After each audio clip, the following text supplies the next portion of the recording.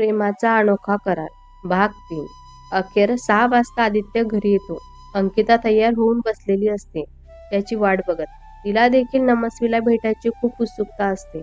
दोघेही हॉटेलमध्ये जायला निघत असतात. थोड्या वेळातच दोघे हॉटेलला पोहोचतात.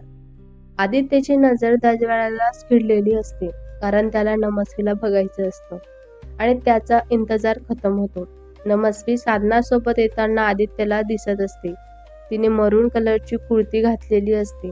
खूप सुंदर दिसत होती ती आज, आणि त्या ड्रेसमध्ये तर खूपच सुंदर. आदित्य तर तिला एकटक बघतच राहतो.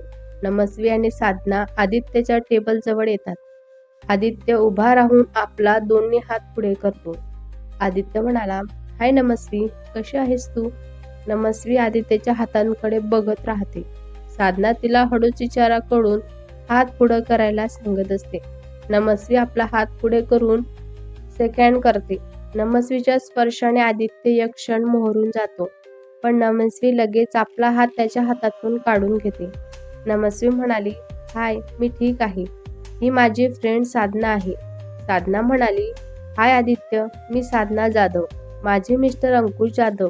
तुम्ही त्यांना ओळखतच असाल, कारण ते तुमच्याच ऑफिसमध्ये जॉबला आहेत. खूप छान आहे तुमची कंपनी, ते मला सांगत होते. तुमच्याबद्दलही खूप ऐकलेलं आहे मी अंकुशकडून. Nice to meet your. Aditya म्हणाला, सेम हिअर. अंकिता म्हणाली, मी अंकिता, आदित्यची छोटी बहीण आहे आणि बेस्ट फ्रेंड सुद्धा. नमस्वी आणि साधना म्हणाली, हाय. आदित्य म्हणाला, प्लीज बसा ना तुम्ही. असं बोलून आदित्य नमस्वीची चेअर मागे घेतो आणि तिला बसायला सांगत असतो. त्याच्या अशा वागण्याने नमस्वी जरा ऑकवर्ड फील करू लागतो. तिला वेगळंच वाटतं. नमस्वी म्हणाली, इट्स ओके आदित्य.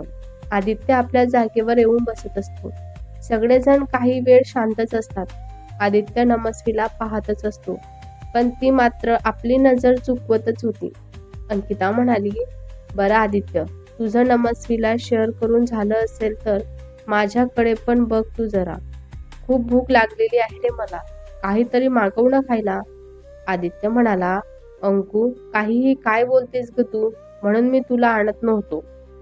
साधना म्हणाली, ऍक्च्युली नमस्वी पण मला पण घेऊन येते नव्हती. मी चाले ग हिच्या सोबत. नको म्हणली होती मलाही. नमस्वी साधनाकडे बघत आणि डोळे मोठे करून तिला शांत बसायला सांगत असते. आदित्य वेटरला बोलवून ऑर्डर द्यायला सांगतो. आदित्य म्हणाला, 2 कोल्ड कॉफी आणि 1 चीज पास्ता. नमस्वी, तू काय घेणार आहे? नमस्वी म्हणाली, काहीही चालेल मला, काही पण ऑर्डर करा. आदित्य म्हणाला, वेटर, तुमच्याकडे काहीही मिळतं का? आदित्यचं बोलणं ऐकून सगळे चकित होतात आणि त्यांना समजतं की तो नमस्वीची थट्टा करतोय म्हणून. साधना म्हणाली, आधी ती अशीच आहे, ती सांगतच नाही. मी सांगते ना तिला काय आवडतं ते म्हणून. तुम्ही तिच्यासाठी एक रोज फालुदा सांगा आणि माझ्यासाठी बटरस्कॉच फ्लेवर फालुदा सांगा आणि 1 प्लेट मंचुरियन सांगा. आदित्य खायची ऑर्डर वेटरला देत असतो. आदित्य एक नजर नमस्वीकडे टाकतो आणि तिला बोलत असतो. आदित्य म्हणाला, बाय द वे साधना, मला तू अरे तुरे केलं तरीही चालेल, काहीच प्रॉब्लेम नाही आहे. आम्ही तुम्ही म्हणू नका, आणि आदित्यचं बोलणं तर मला जास्त आवडेल. साधना म्हणाली, चालेल ना, उलट मी तोच विचार करत होती की तुला काय हाक मारू म्हणून. आदित्य म्हणाला, मग कशी चालू आहे तुझी शाळा आता? मुलं जास्त त्रास तर नाही ना देत तुला? आम्ही लहान होतो ना तेव्हा अंकू तर टीचरला अक्षरशः छळायचीच, आणि आता मला सुद्धा छळतच असते. अंकिता म्हणाली, काहीही काय बोलतोस रे तू आदित्य? साधना म्हणाली, खूप छान चालू आहे माझी शाळा आता. अगं नमस्वी, तू पण बोलू शकतेस ग, सांगू शकते काही पण. नमस्वी म्हणाली, नाही, ठीक आहे मी. तुम्ही बोला ना, तुम्हाला काय बोलायचं तर. आदित्य म्हणाला, मला वाटतंय साधना, तुझ्या मैत्रिणीला बोलायला जास्त आवडत नाही वाटतं. त्या दिवशी पण तिच्या घरी मी एकटाच बोलत होतो तिच्यासोबत. ती एक शब्द पण बोलत नव्हती. साधना म्हणाली, असं काही नाही आहे. ती तू नवीन आहेस ना, म्हणून तुझ्याशी बोलायला जरा लाजत आहे ती. पण एकदा ओळख झाली की बघ, तुला बोलूच देणार नाही ती. आदित्य म्हणाला, अच्छा जी. नमस्वी म्हणाली, साधना, काहीही काय बोलतेस ग तू? आदित्य, असं काही नाही आहे. तू उगाच तिचं ऐकू नकोस. सॉरी. आदित्य असं बोलताच होतो की आदित्य म्हणाला, इट्स ओके नमस्वी, मला आवडेल. तू मला एकेरी हाक दिलीस तरी पण चालेल. अंकिता म्हणाली, हो ना, उगाच फॉर्मॅलिटी कशाला? आज ना उद्या लग्न झाल्यावर तुला आदित्य अशीच हाक द्यायची आहे. मग आतापासूनच सवय हवी ना तुला. अंकिताचं बोलणं ऐकून आदित्य जरा लाजतोच, पण नमस्वीला थोडं अकवाड फील होतं. तेवढ्यातच वेटर देखील त्यांची ऑर्डर घेऊन येत असतो. सगळे छान गप्पा मारत नाश्ता करत असतात. नमस्वी मात्र शांतच बसलेली असते. अंकिता म्हणाली, साधना ऐक ना, मला थोडं बाहेर जायचं होतं. येतेस का तू माझ्यासोबत? साधनालाही समजलेलं होतं की ही का बरं म्हणती म्हणून.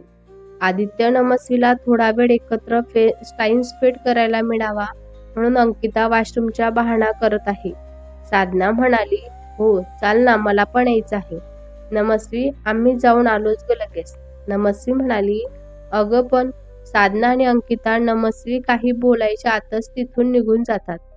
आता तिथे फक्त आदित्य आणि नमस्वीच असतात. आदित्य तर तिला बघण्यातच गुंग असतो.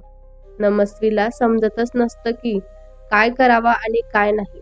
तिला असं अस्वस्थ बघून आदित्य तिला विचारत असतो. आदित्य म्हणाला, Namasvi, R you okay? Namasvi म्हणाली, आदित्य म्हणाला, मग नमस्वी, तुझा काय निर्णय आहे? आय मीन, माझा निर्णय तर झालेलाच आहे, पण मी तुझ्या होकाराची वाट पाहत आहे. नमस्वी म्हणाली, आदित्य, ते ॲक्च्युली. आदित्य म्हणाला, नमस्वी, मी जरा स्पष्टच विचारतो तुला, डू यू लव्ह समवन? आदित्यचं असं डायरेक्ट विचारणं नमस्वीला जरा चकितच करत होतं. तसं असेल तर सांगा मला. I really don't mind. Namasvi म्हणाली, नाही तसं काही नाही आहे आदित्य. आदित्य म्हणाला, आर यू शुअर? नमस्वी म्हणाली, येस. आदित्य म्हणाला, मग दुसरं काही रिझन आहे का? आय मीन, तुला निर्णय घ्यायला वेळ हवा आहे ना, म्हणून विचारलं मी तुला. तू स्पष्ट बोलली तर मला सुद्धा जास्त आवडेल. काही असेल तर तू मला सांगू शकतेस. आदित्यचं असं स्पष्ट आणि बिनधास्त बोलणं नमस्वीला अजूनच गिल्टी फील करत होतं. तिला समजतच नव्हतं की त्याला काय उत्तर द्यावं म्हणून. त्याला खरं सांगावं की गप्प राहावं. ती तिच्याच विचारात हरवून जाते. आदित्य म्हणाला, नमस्वी, ए नमस्वी. आदित्य नमस्वीच्या हातांवर हात ठेवून तिला हाक मारत असतो. आदित्यच्या त्या स्पर्शाने नमस्वी थोडीशी दचकते आणि आपला हात जोराने मागे खेचते. आदित्यला तिचं असं वागणं थोडं विचित्रच वाटत असतं. नमस्वी म्हणाली, ॲक्च्युली आदित्य. तेवढ्यातच अंकिता आणि साधना तेथे येत असतात. त्यांना येताना पाहून नमस्वी गप्पच बसते. अंकिता म्हणाली, काय मग, झालं का तुझं बोलून, की अजून गप्पा मारायच्या आहेत? नमस्वी म्हणाली, झालं आमचं बोलू. साधना, चल निघूयात का आपण? बाय. असं बोलून नमस्वी घाईतच तिथून निघून जाते. ती आदित्यकडे बघत सुद्धा नाही. तिच्या मागे मागे साधना पण येत असते. अंकिता म्हणाली, किती विचित्र आहे नाही नमस्वी, काहीच नीट बोलत नाही आणि निघून सुद्धा गेली. आदित्य म्हणाला, इट्स ओके अंकिता, तू टेन्शन घेऊ नकोस. चल आपण पण निघूया आता. आदित्य आणि अंकिता पण घरी जायला निघत असतात. इकडं नमस्वीच्या अशा विचित्र वागण्याने साधना जरा चिडतेच तिच्यावर. साधना तिला चिडून म्हणाली, नमस्वी, हा काय वेडेपणा आहे ग तुझा? असं कोणी निघतं का? तुला कळत नाही? आदित्यला काय वाटत असेल आता? नमस्वी काहीच बोलत नाही. त्यामुळं साधनाचा जरा पारा अजूनच चढत असतो. साधना म्हणाली, नमस्वी, मी तुला काहीतरी विचारत आहे. अशी का वागलीस तू? असं काहीच न सांगता तिथून उठून आलीस? नमस्वी म्हणाली, काय सांगणार होती मी आदित्यला? तुला माहिती आहे ना आदित्य मला काय विचारत होता म्हणून. असं बोलून नमस्वीचे डोळे भरून येतात. साधना म्हणाली, नमस्वी, काय झालं? काय बोलला आदित्य तुला? नमस्वी म्हणाली, तो मला विचारत होता की माझं कुणावर प्रेम आहे म्हणून, की अजून दुसरं काही कारण आहे का त्याला होकार न देण्याचं, असा तो मला विचारत होता. साधना म्हणाली, मग तू काय बोललीस त्याला? तू त्याला काही सांगितलं तर नाही ना? नमस्वी म्हणाली, काय सांगू मी त्याला, आणि कोणत्या भाषेत सांगणार आहे, आणि कसं सांगू ग? एक क्षण तर वाटलं होतं की त्याला सगळं खरं सांगून टाकावं, पण परत मनात विचार आला की याबद्दल काय विचार करेल तो माझ्याबद्दल, त्याला काय वाटेल माझ्याबद्दल. साधना म्हणाली, नमस्वी, तू सांगू पण नको ना त्याला. हे बघ, जे काही झालं ते तुझा भूतकाळ होता आणि त्याला आठवून किंवा त्याच्यावर बोलून काहीच उपयोग नाही आहे आता. उलट तुला आणि त्याला त्या गोष्टींचा मनस्ताप होईल. नमस्वी म्हणाली, पण साधना, मी तरी काय करू ग? मी ते सत्य कसं आणि अजून किती दिवस लपवून ठेवू शकते आदित्यपासनं? तू सांग ना मला. मला नाही जमणार ते. साधना म्हणाली, तुला जमावं लागेल नमस्वी. तुझ्या पुढच्या चांगल्या आयुष्यासाठी हे खरं तुला लपवावंच लागणार आहे. नमस्वी, त्याला पर्याय नाही आहे. नमस्वी म्हणाली, हे काय बोलत आहेस तू साधना? एवढं मोठं खरं मी आदित्यपासून कसं लपू ग? आणि जर मला त्याच्याशी लग्न करायचं असेल तर त्याचा पूर्ण हक्क आहे हे सत्य जाणून घेण्याचा. साधना म्हणाली, नमस्वी, तू वेडेपणा करू नकोस. माझं ऐक, मी काय म्हणते ते. तू मागचं सगळं विसरून जा आता आणि नव्याने सुरुवात कर. मला खात्री आहे आदित्य तुला तुझं सगळं दुःख विसरून नव्याने जगायला शिकवेल तुला. तुझ्याबद्दलची काळजी, आपुलकी त्याच्या डोळ्यात दिसत होती ग मला. कदाचित तो तुझ्या प्रेमातही पडला असं मला तरी वाटतं. नमस्वी म्हणाली, असं असेल तर मला त्याला सांगणं भागच आहे. मी त्याला अंधारात नाही ठेवू शकत. मला असं खोटं खोटं वागायला नाही जमणार आहे आता. साधना म्हणाली, तुला समजत का नाही आहे नमस्वी? तुला काय वाटतं ग? त्याला खरं समजलं तर तो देईल तुझी साथ, पकडेल तो तुझा हात, करेल का तुझ्याशी लग्न? नाही ना. अगं सत्य कळाल्यावर तूच काय, कोणताच मुलगा नाही करणार ग तुझ्याशी लग्न. का अशी मूर्खपणा करतीस? नमस्वी म्हणाली, म्हणूनच मला कुणाशीच लग्न करायचं नाही आहे. साधना म्हणाली, तू परत सुरू केलं का आता? नमस्वी, माझं एक ग एकदा. एकदा शांतपणे याच्यावर विचार कर, म्हणजे तुला माझं म्हणणं नक्कीच पटेलच. आणि प्लीज, मनाने नाही तर डोक्याने विचार कर. नमस्वी, मी एकच गोष्ट तुला परत परत सांगत आहे. जे झालं ते विसरून जा. सगळं विसरून जा. तू तेच ते घेऊन का बसलेली आहेस? आणि फक्त एकदा आदित्य सोबत नव्याने आयुष्याला सुरुवात कर. मग बघ ना, सगळं सोपं होऊन जाईल. फक्त एकदा स्वतःला चान्स दे. स्वतःचा विचार कर. तुझ्या आईबाबांचा विचार कर. याच्या पलीकडे मी तुला अजून नाही समजावू शकत ग. असं बोलून साधना निघून जाते. नमस्वी मात्र अजूनही विचारात होती. तिला समजत नव्हतं की आदित्यला खरं सांगावं की खोटं. नमस्वी स्वतःशीच बोलत होती, साधना बरोबर बोलत आहे. मला माझा भूतकाळ विसरून पुढे जावंच लागणार आहे. माझ्यामुळं माझ्या आईबाबांना खूप त्रास होत आहे. त्यांना मी अजून दुःख नाही देऊ शकत. पण आदित्यचं काय? त्याच्यापासून सत्य लपवून मी चुकीचं तर करत नाही आहे ना. मला मान्य आहे की तो माझा भूतकाळ होता आणि जे काही झालं ना त्यामध्ये माझी चूक नव्हती. पण तरीही जर उद्या आदित्यला समजलं तर करेल का तो माझा स्वीकार? देईल का तो माझी साथ आयुष्यभर? त्याच्या डोळ्यात आज जे काही प्रेम दिसत आहे ते मला नंतर दिसेल का?